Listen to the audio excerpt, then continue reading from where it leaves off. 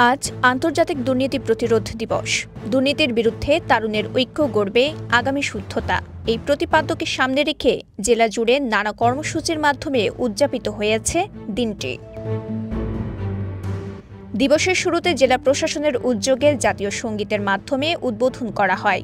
এরপর ধারাবাহিকভাবে মানববন্ধন, আলোচনা সভা ও র্যালির আয়োজন করে প্রশাসন ও বিভিন্ন সামাজিক সংগঠন।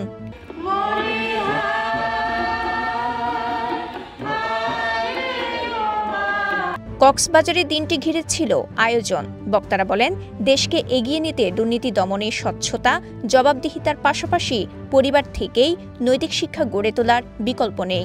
এই দিবসটি উদযাপনের মাধ্যমে একটা মেসেজ আমরা থ্রো করি যে এটা করতে হবে, এই নির্দেশনা আমাদের পালন করতে হবে, কিন্তু আসলে প্র্যাকটিসের জায়গাটায় আমরা কতটুকু সচেতন হচ্ছি। দুর্নীতির জন্য আমাদের আর্থিক সবচেয়ে বেশি ক্ষতিগ্রস্ত।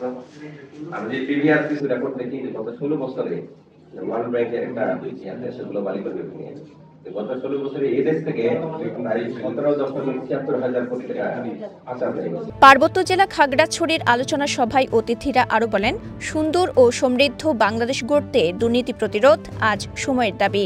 দুর্নীতি কিন্তু অনেক ভাগ আছে। আর্থিক দুর্নীতি আমরা সর্বাগ্রে ধরে রাখি যে আর্থিক দুর্নীতি, সেটি কি কেবল সরকারি দপ্তরই হয়, অন্য কোথাও হয় না। সমাজের সর্বক্ষেত্রেই দুর্নীতি হয়। উপজেলাগুলোতেও পালিত হয়েছে দিবসটি। প্রশাসনের কর্মকর্তা, শিক্ষক, সামাজিক সংগঠনের প্রতিনিধি ও শিক্ষার্থীরাও অংশ নেন আলোচনা সভায়।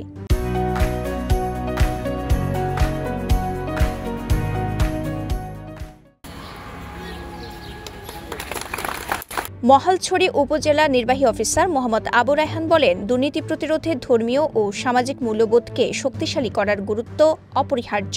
দুর্নীতি আমরা প্রতিরোধ করব, আমাদের মতো করে করতে হবে।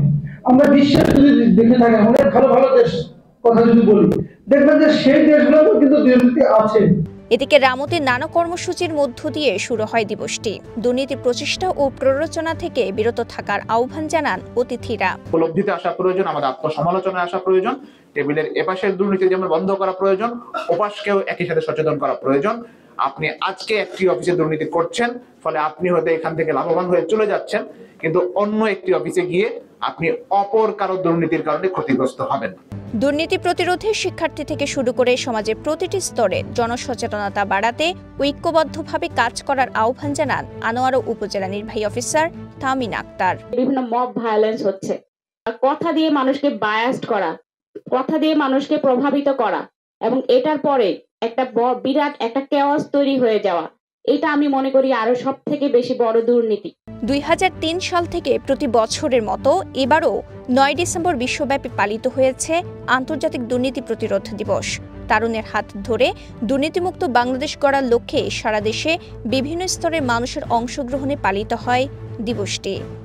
Desk report, Kaler Kantho, Chittagong.